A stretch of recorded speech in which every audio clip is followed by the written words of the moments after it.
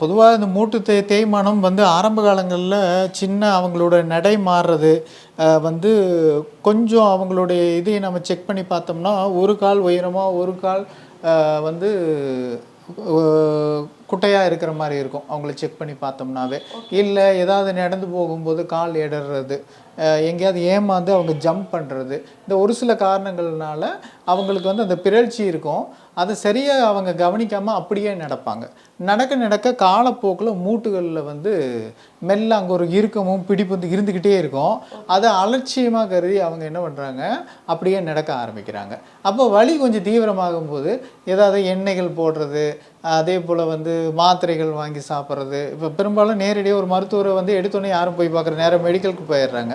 அப்படி போகும்போதே அங்க நோய் வளர்ந்துட்டு இருக்கு. அப்போ முறையான மருத்துவரையோ, ஒரு சிகிச்சையாளரையோ முறையா போய் பார்க்கும்போது, அவங்க என்ன காரணம், ஆரம்பத்தில எப்படி நோய் உருவாச்சு, இதையெல்லாம் பார்த்துட்டு, அதை குறிகுணங்களையும் பார்த்துட்டு, அது எளிமையா இருக்கிற பட்சத்தில, அத பொசிஷன ரீசெட் பண்ணும்போது, அதனுடைய மூட்டுகள் எங்கேயாவது ஏறி இருக்கா, அழுந்தி இருக்கா, உள்ள சவ்வுகள் ஏதாவது பெரண்டிருக்கா, இந்த மாரி எல்லாம் நாங்க பார்க்குறோம். தசைகள் பிறண்டிருக்கா, ஏதாவது டைட்னஸ் தெரியுதா, இதெல்லாம் வந்து ஒரு சில முறைகள்ல பரிசோதனை முறைகள்ல நாங்க பார்த்துட்டு, அதை நாங்க சிகிச்சை கொடுக்குறோம். அதில சரியா போயிடுது.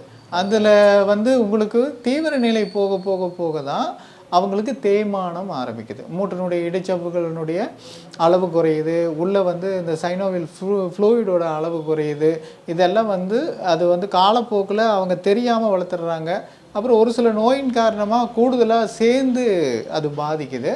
அப்போ அவங்களுடைய நோய் நிலை கருதி அவங்களுக்கு எப்படியான சிகிச்சை கொடுத்தா, எவ்வளோ காலங்கள் கொடுத்தா, என்ன உணவு முறைகளோடு இருந்தால் அது வந்து சரி பண்ணிக்கலாம் அப்படிங்கிற எல்லா முறைகளும் அவங்களுக்கு சொல்லி, அதன்படி அவங்கள செய்ய வைக்கிறோம்.